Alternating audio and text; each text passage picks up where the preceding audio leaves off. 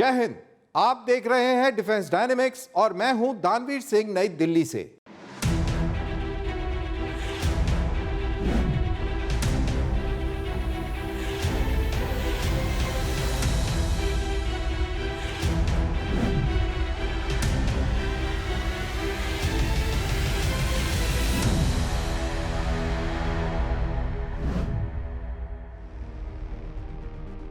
Operation सिंदूर के दौरान भारत ने बेहद प्रभावी तरीके से S-400 डिफेंस सिस्टम का उपयोग कर पाकिस्तानी एयरक्राफ्ट और मिसाइलों को मार गिराया था और फिर 300 किलोमीटर से अधिक दूरी पर एक हवाई प्रारंभिक चेतावनी और नियंत्रण यानी एवैक प्रणाली को निशाना बनाकर एयर डिफेंस के इतिहास की सबसे लंबी मार भी दर्ज की थी।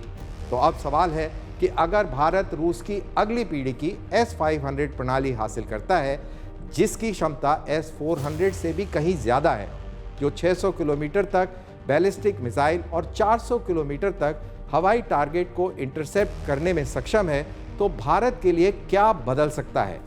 आज हम डिफेंस डायनेमिक्स में S-400 से S-500 तक के इसी विकास को समझेंगे और जानेंगे कि ये भारत की हवाई और मिसाइल रक्षा कवच के लिए क्या मायने रखता है, खासकर जब दुश्मन पाकिस्तान और चीन जैसे हों।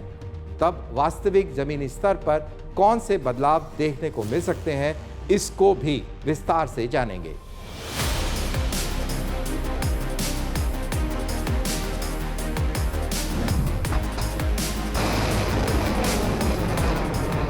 S-400 ट्रायम्फ पहले से ही दुनिया की सबसे उन्नत लंबी दूरी की एयर डिफेंस प्रणालियों में से एक है। भारत द्वारा 5 रेजिमेंट्स का अधिग्रहण उसकी क्षमता को बेहद मजबूत बनाता है, चाहे वो स्टेल्थ एयरक्राफ्ट हो, क्रूज मिसाइलें हो या बैलिस्टिक खतरे। लेकिन रूस का S-500 प्रोमेथेय अगली पीढ़ी की छलांग है। ये सिर्फ एयर डिफेंस सिस्टम्स नहीं, बल्कि air and space defence shield है। S-400 आज भी रूस, चीन, तुर्की और अब भारत के एकीकृत एयर डिफेंस नेटवर्क की रीढ़ बना हुआ है। इसकी क्षमताएं इस दुनिया की सबसे बहुआयामी लंबी दूरी और एयर डिफेंस प्रणालियों में से एक बनाती हैं। ये प्रणाली 380 किलोमीटर तक दुश्मन के एयरक्राफ्ट और यूएवीज को निशाना बना सकती है और 60 किलोमीटर की ऊंचाई पर बैलिस्टिक मिसाइलों को ट्रैक व एंगेज करने में सक्षम है। S-400 4 अलग-अलग मिसाइल फैमिलियों का उपयोग करता है, जिसमें लंबी दूरी की 40N6 भी शामिल है, जिससे ये विभिन्न प्रकार के खतरों के अनुसार लचीलापन प्रदान करता है। ये एक साथ 300 लक्ष्यों को ट्रैक कर सकता है और 36 को एक ही समय में एंगेज कर सकता है, यानी एक साधन और मल्टी लेयर सुरक्षा कवच उपलब्ध कराता है। भारत के लिए S-400 की तैनाती ने पाकिस्तान की लंबी दूरी की स्ट्राइक क्षमताओं का मुकाबला करने की और तिब्बत पठार पर चीन की बढ़ती एयर पावर उपस्थिति का संतुलन बनाने में एक महत्वपूर्ण कमी को पूरा किया है। ये भारत की हवाई सीमा की रक्षा क्षमता को व्यापक प्रकार के खतरों के विरुद्ध मजबूत बनाने में एक बड़ी तकनीकी छलांग का प्रतिनिधित्व करता है। तो S-500 की क्या काबिलियत है, उसको समझने से पहले S-400 की काबिलियत के ऊपर एक निगाह डाल लेते हैं और मदद लेते हैं इस वीडियो वॉल की और इस ग्राफिक्स की, जिसके ऊपर आप देख सकते हैं कि S-400 लॉन्चर और ये ग्राफिकल रिप्रेजेंटेशन डिस्टेंस का, जिसमें एल्टीट्यूड 30 किलोमीटर ऊपर तक और ज़मीनी डिस्टेंस 400 किलोमीटर तक दर्शाया गया है। यानी कि अगर S-400 से लॉन्ग रेंज मिसाइल को फायर किया जाता है तो वो लॉन्ग रेंज मिसाइल 400 किलोमीटर तक की दूरी तक और 30 किलोमीटर की ऊंचाई पर अपने टारगेट को ध्वस्त कर सकती है। तो ये काबिलियत है S-400 की। अब यहाँ पर बात करते हैं S-500 की कि S-500 और S-400 में क्या मेजर डिफरेंस है। तो मेजर डिफरेंस अगर आप देखें तो ग्राफिकल रिप्रेजेंटेशन तकरीबन बराबर है, लेकिन ऊंचाई की अगर बात करें तो 200 किलोमीटर ऊपर और 600 किलोमीटर ज़मीनी डिस्टेंस, यानी कि एक मिसाइल अपने लक्ष्य को, यानी कि कोई बैलिस्टिक मिसाइल जो ऊपर नियर स्पेस में 200 किलोमीटर ऊपर है उसको टारगेट कर सकती है, और 600 किलोमीटर दूर यानी कि लॉन्चर से 600 किलोमीटर दूर और ऊपर 200 किलोमीटर नियर स्पेस में उसको ध्वस्त कर सकती है। अब बात करते हैं कि इनमें कौन सी मिसाइल्स का इस्तेमाल होगा। S-400 की बात करें तो उसमें ये 3 मिसाइल्स हैं, 9M96 120 किलोमीटर, 48N6 250 किलोमीटर और 40NG 400 किलोमीटर की रेंज के साथ। लेकिन S-500 के अंदर एक और मिसाइल आएगी जो कि अभी तक डीक्लासिफाई नहीं हुई है, क्योंकि उसकी रेंज ज़्यादा होगी, both in terms of altitude और ग्राउंड रेंज। तो इसीलिए जो चौथी मिसाइल है उसका अभी तक डीक्लासिफिकेशन नहीं हुआ है, और ये मिसाइल सिस्टम इसीलिए एक बहुत ही स्ट्रेटेजिक लेवल पर एयर डिफेंस को लेके जाएगा। तो S-500 की क्या काबिलियत है उसको समझते हैं इस वीडियो वॉल के ग्राफिक रिप्रेजेंटेशन और बुलेट फॉर्म में। तो पहली जो बुलेट पॉइंट आ रहा है वो है कि 600 किलोमीटर तक बैलिस्टिक मिसाइल को इंटरसेप्ट कर सकती है ये मिसाइल, और 200 किलोमीटर के एल्टीट्यूड पर इस मिसाइल को तबाह किया जा सकता है। तो ये एक बहुत ही विशेष इसकी काबिलियत है। साथ के साथ एरो डायनेमिक टारगेट्स को भी ये बहुत लंबी दूरी पर निशाना बना सकती है। 400 किलोमीटर तक यूएवी और फाइटर जेट्स को तबाह कर सकती है। अब इस मिसाइल के अंदर एक और बड़ी यूनिक कैपेबिलिटी है, और वो है हाइपरसोनिक व्हीकल्स को टारगेट करने की, जिनकी गति माक 5 यानी कि ध्वनि की स्पीड से 5 गुना ज़्यादा अधिक की स्पीड पर आती हुई मिसाइल को भी ये बर्बाद कर सकती है। और दुनिया के अंदर ये गिनी चुनी इस तरीके की प्रणालियां हैं जिसमें S-500 शुमार है। अब ये जो मिसाइल है जिसकी हमने बात करी कि ये 200 किलोमीटर के एल्टीट्यूड पर टारगेट को तबाह कर सकती है, यानी नियर स्पेस में ये इनकमिंग बैलिस्टिक मिसाइल्स को बर्बाद करेगी और करती है। तो इसी से ये जो सिस्टम है ये एक स्ट्रेटेजिक सिस्टम है, और रशिया का एक बहुत ही strategic space air defence system है जिसकी बात भारत भी कर रहा है। यदि इंडिया S-500 प्रणाली का मूल्यांकन करता है और अंततः इसे चुनता है तो इसके प्रभाव दूरगामी होंगे। सबसे पहले भारत की लेयर्ड मिसाइल डिफेंस संरचना अभूतपूर्व रूप से मजबूत हो जाएगी। S-400 पहले से ही उन्नत लंबी दूरी की एयर डिफेंस क्षमता प्रदान करता है, लेकिन S-500 इसमें उच्च ऊंचाई वाली एक्सो एटमॉस्फेरिक इंटरसेप्ट की एक नई परत जोड़ देगा। दोनों प्रणालियां मिलकर भारत का अब तक का सबसे व्यापक मिसाइल डिफेंस शील्ड तैयार करेगी, जो AD, PDV और आने वाले XRSAM जैसी स्वदेशी कार्यक्रमों के साथ काम करेगी। दूसरा बड़ा प्रभाव पाकिस्तान और चाइना की तेजी से विकसित हो रही मिसाइल आर्सनल्स का मुकाबला करने की भारत की क्षमता पर पड़ेगा। पाकिस्तान की MIRV केपेबल अबाबील मिसाइल और बढ़ता हुआ बाबर क्रूज मिसाइल परिवार भविष्य में जटिल चुनौतियां खड़ी करता है। चाइना हाइपरसोनिक ग्लाइड व्हीकल्स और अत्याधुनिक DF सीरीज की बैलिस्टिक मिसाइल्स तैनात कर रहा है। S-500 को विशेष रूप से ऐसे उन्नत, उच्च गति और मनूवरिंग लक्ष्यों के लिए इंजीनियर किया गया है, जिससे भारत को एक महत्वपूर्ण तकनीकी बढ़त मिलेगी। अंत में S-500 की तैनाती भारत के सबसे महत्वपूर्ण स्ट्रेटेजिक जोन्स की सुरक्षा को उल्लेखनीय रूप से बढ़ा देगी, जिनमें national capital region, Mumbai industrial और फाइनेंशियल कॉरिडोर, प्रमुख स्ट्रेटेजिक एयर बेसेस और महत्वपूर्ण nuclear command and control node शामिल होंगे। इंडिया के लिए यह प्रणाली केवल एक और डिफेंस परचेज नहीं होगा, बल्कि एक मजबूत राष्ट्रीय एयर एंड मिसाइल डिफेंस ढांचे के निर्माण की एक बड़ी छलांग होगी। S-500 के साथ कुछ सीमाएं भी हैं, जिन्हें भारत को ध्यान में रखना होगा। इसका उत्पादन अभी सीमित है और रशियन फोर्सेस को प्राथमिकता दी जा रही है। इसलिए मॉस्को के द्वारा पूर्ण घरेलू इंडक्शन पूरा होने तक एक्सपोर्ट क्लियरेंस मिलना कठिन है। उपलब्ध होने के बाद भी इसकी ऊंची लागत और भारत की मौजूदा एयर डिफेंस संरचना के साथ इसके इंटीग्रेशन की जटिलताएं सावधानी पूर्वक मूल्यांकन की मांग करेंगी। इसी के साथ भारत का अपना बैलिस्टिक मिसाइल डिफेंस प्रोग्राम भी तेजी से आगे बढ़ रहा है, जिससे ये महत्वपूर्ण प्रश्न उठता है कि फॉरेन एक्विजिशंस और स्वदेशी क्षमता विकास के बीच संतुलन कैसे बनाया जाए।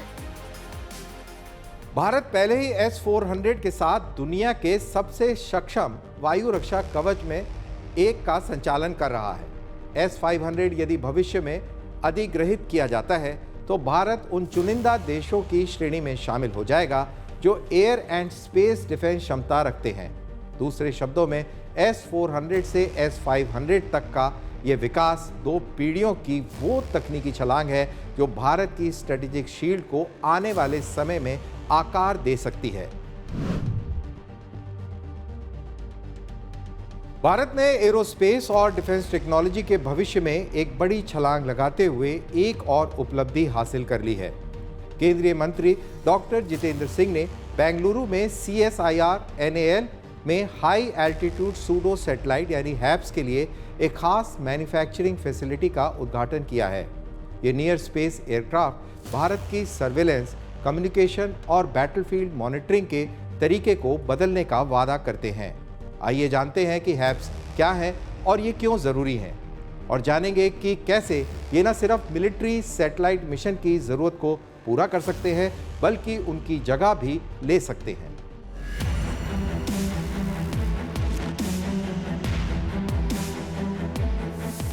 केंद्रीय मंत्री डॉक्टर जितेंद्र सिंह ने हाल ही में CSIR NAL बेंगलुरु में हाई एल्टीट्यूड सूडो सैटेलाइट्स के लिए एक state of the art manufacturing hub का उद्घाटन किया।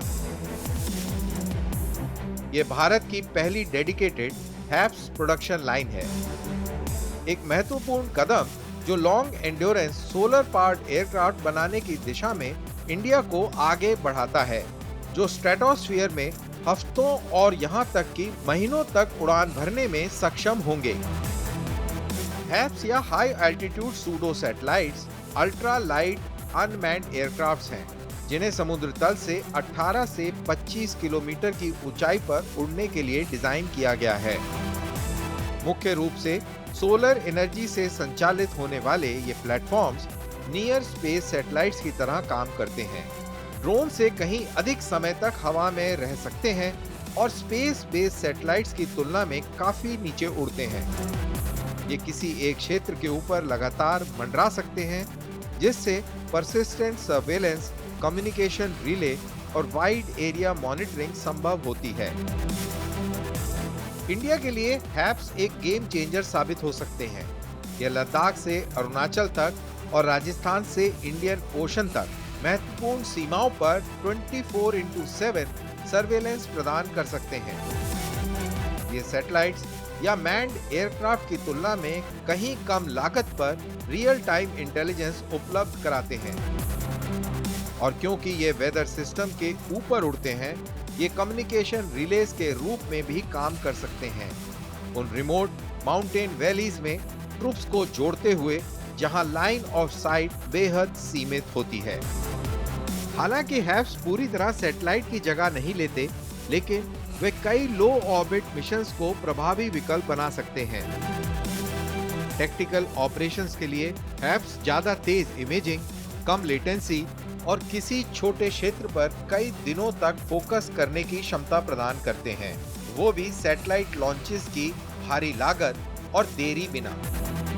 सैटेलाइट्स अभी भी ग्लोबल कवरेज और अर्ली वार्निंग में प्रमुख भूमिका निभाएंगे, लेकिन हैप्स ग्राउंड सेंसर्स और स्पेस बेस्ड एसेट्स के बीच मौजूद महत्वपूर्ण अंतर को भर देंगे। हम जिस बदलाव को देख रहे हैं वह भारत की एरोस्पेस यात्रा का एक नया अध्याय है।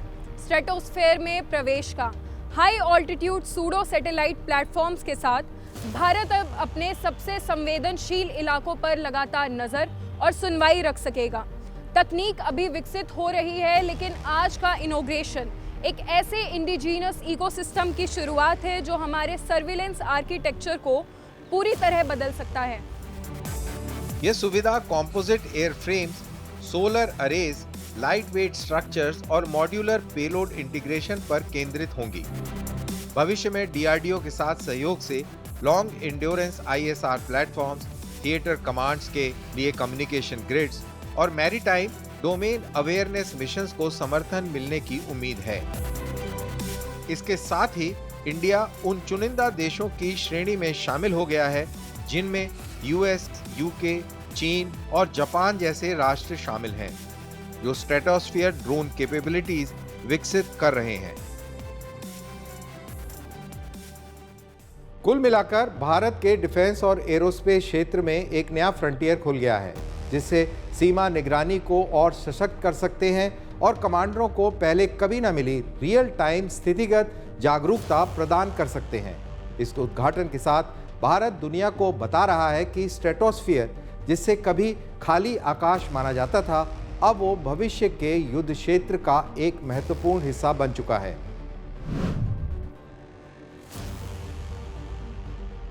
आज हम डिफेंस डायनेमिक्स में भारत के एरोस्पेस प्रोपल्शन रोडमैप में आए बड़े बदलाव की बात करेंगे।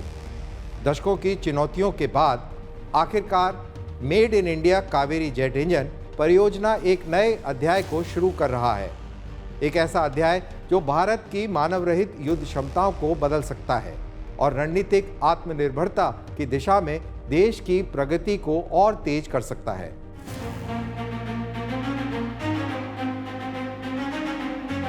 भारत का लंबे समय से चल रहा कावेरी जेट इंजन कार्यक्रम, जिसे कभी LCA तेजस के पावर प्लांट के रूप में सोचा गया था, अब एक निर्णायक मोड़ पर पहुंच गया है। डिफेंस सेक्रेटरी राजेश कुमार सिंह ने पुष्टि की है कि DRDO इस इंजन के उद्देश्य को पुनः निर्धारित कर रहा है और वर्षों तक आवश्यक थ्रस्ट टू वेट रेशो हासिल करने में आने वाली चुनौतियों के कारण इसके मूल फाइटर जेट लक्ष्य से आगे बढ़ रहा है। इसके बजाय अब कावेरी जेट इंजन भारत के अनमैन्ड कॉम्बैट क्षेत्र में प्रगति को शक्ति देगा। इंजन का ड्राई वेरिएंट, जो 49 से 51 किलो न्यूटन्स का थ्रस्ट उत्पन्न करने में सक्षम है, अच्छे परिणाम दिखा रहा है, विशेष रूप से रूस में हुए हाई एल्टीट्यूड टेस्ट कैंपेन्स के बाद। इससे उन्नत UAV प्लेटफॉर्म, विशेषकर घातक स्टेल्थ UCAV को पावर देने के लिए एक मजबूत उम्मीदवार बन जाता है।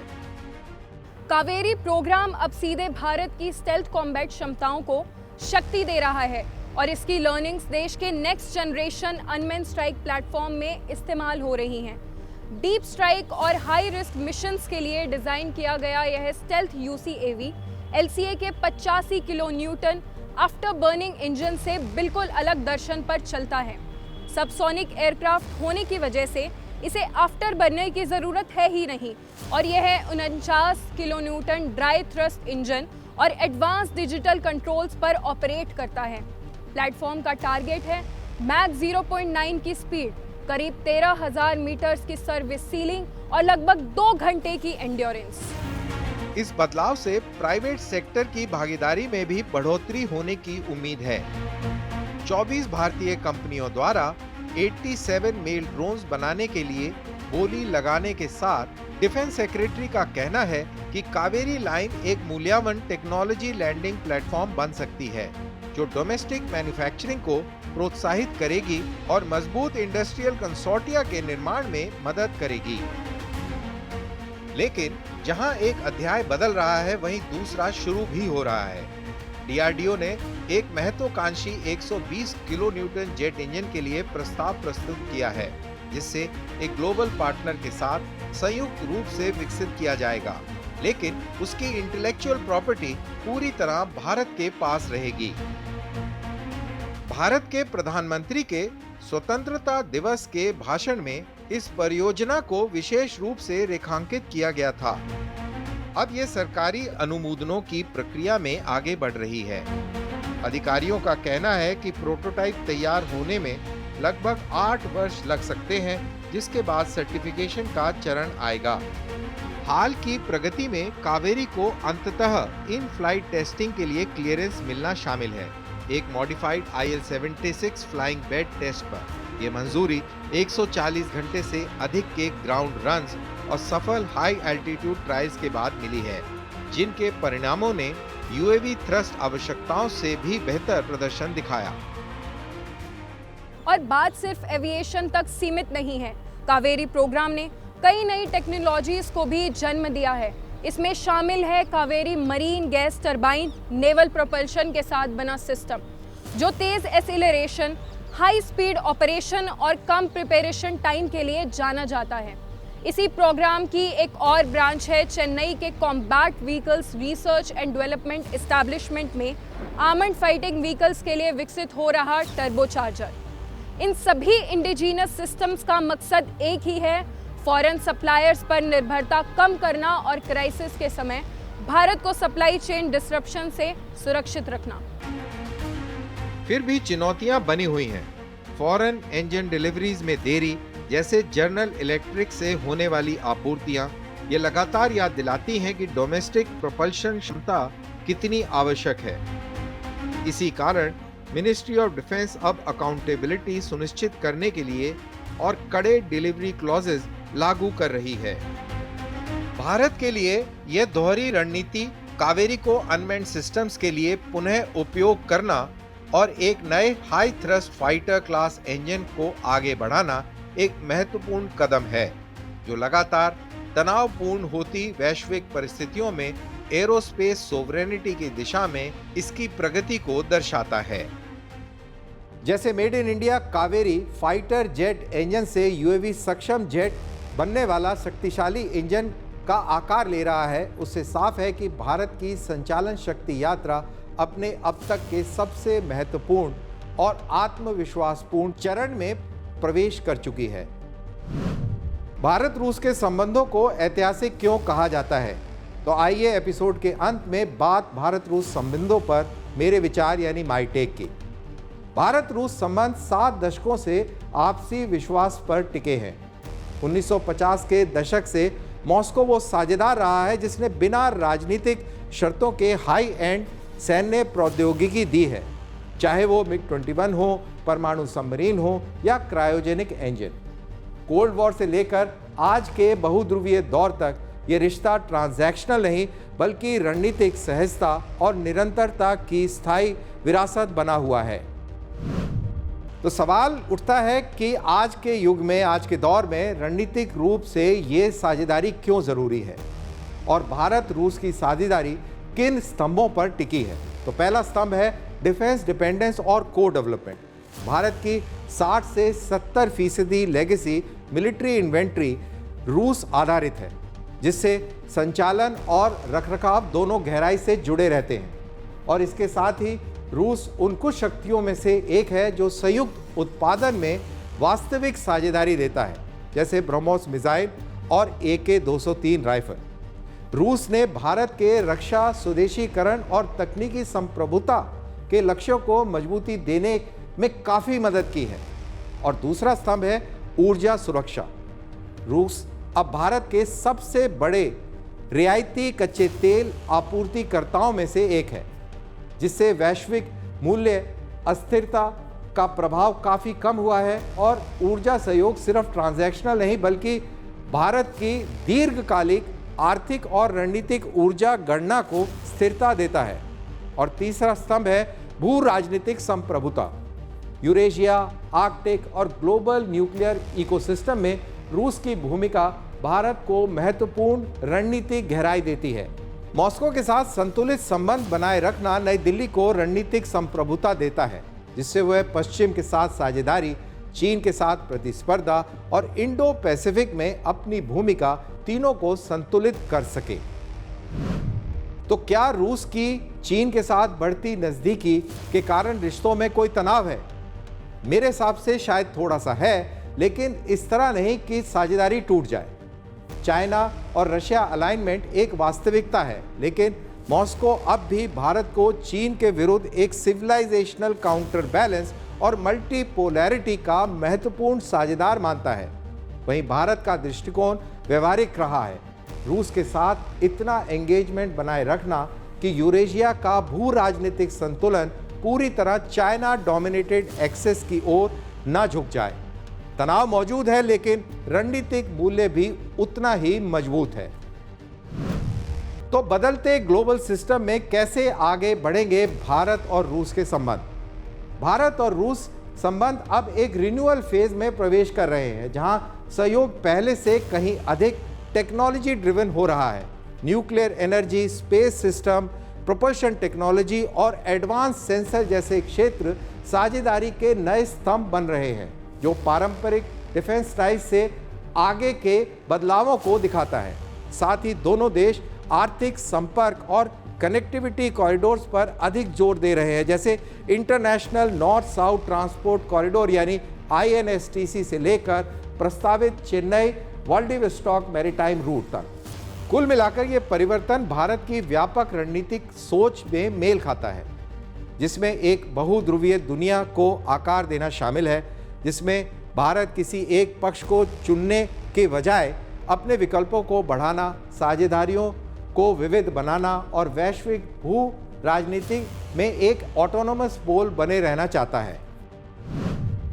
तो अगर इस पूरी बात को संक्षेप में रखा जाए तो भारत और रूस आज भले ही कोल्ड वॉर वाले जियोपॉलिटिकल स्तर पर साथ ना चलते हों, लेकिन इस संबंध की रणनीतिक तर्क शक्ति आज भी उतनी ही मजबूत है। ये साझेदारी इतिहास पर बनी है, हार्ड पावर वास्तविकताओं से सुदृढ़ हुई है और बदलती दुनिया के अनुरूप ढली है। भारत के लिए रूस के साथ स्थिर और सार्थक संबंध बनाए रखना नॉस्टैल्जिया नहीं बल्कि रणनीतिक आवश्यकता है। इसी के साथ डिफेंस डायनेमिक्स के इस एपिसोड में बस इतना ही। अपने कमेंट सोशल मीडिया पर #DD विद दानवीर के साथ जरूर साझा करें।